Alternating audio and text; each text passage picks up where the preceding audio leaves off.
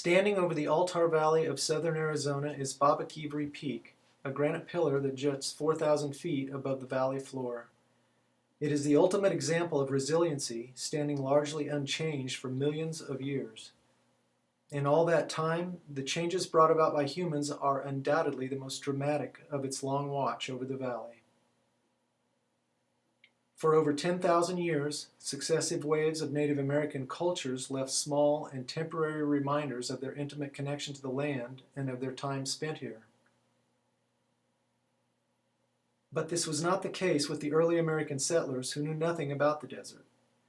They set upon the valley with untold numbers of cows, which severely overgrazed the land.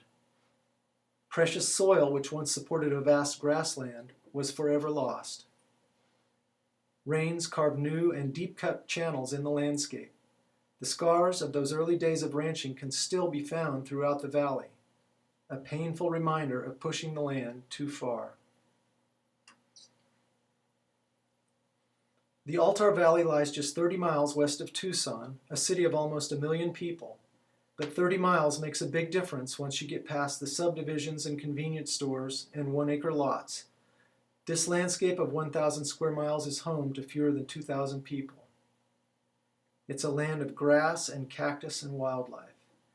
The mark of humans is everywhere, but the valley is a working wilderness, a place where some humans live and work, but where the land is relatively unfragmented and where animals can move unimpeded from one place to another. Today's family ranchers live and work day to day within this landscape, and each day they struggle to maintain both their livelihood and their way of life. First and foremost, there is the drought, which ranks among the worst in recorded history. The drought has meant the difference between a profit and a loss for many ranchers who rely on Mother Nature to provide feed for the cattle that wander the pastures of this rangeland. The recent sharp rise in illegal immigrants and drug smugglers who travel on foot through the rugged terrain of the valley is now a huge stress on ranchers. The Robinson family, for example, live in a remote area of the valley only a few hundred feet from the U.S.-Mexico border, and on many nights hundreds of people may cross their ranch, cutting fences and leaving behind trash. And then there are the bedroom communities of Tucson, which are pushing ever closer into the valley. The newcomers lack the land ethic of the family rancher, and things like trash dumping is now common.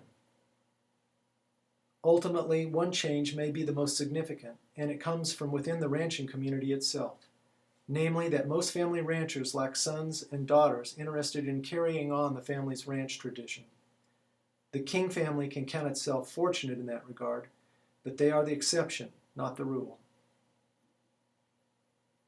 Despite these numerous challenges, most ranchers are continuing to do what they know best, living a life of hard work, and many are taking action to help ensure their long-term viability, most notably by employing grazing methods that are more economically and environmentally sustainable, which has meant more closely matching their cattle operations to current and projected range conditions. They're employing new tools such as solar-powered wells to more reliably bring water to remote areas of their ranch. Some are experimenting with alternative markets for their products. It's hoped that these investments will make them more resilient to the markets, range conditions, and to a climate that will be warmer and drier. And social changes are afoot as well. Many have banded together to form the Altar Valley Conservation Alliance, a grassroots group of ranchers and landowners focused on land restoration actions such as prescribed fire and repairing damaged drainages and roads. They are also coordinating responses to threats such as the border and development. New and unforeseen challenges will undoubtedly arise, but the survival of the family rancher will happen, or not, by way of a concerted effort to weave resiliency into their ranch operations, their community, and the land that supports them. Time will tell of their efforts. All the while, Babakivri Peak stands, bearing witness to those changes in the valley below.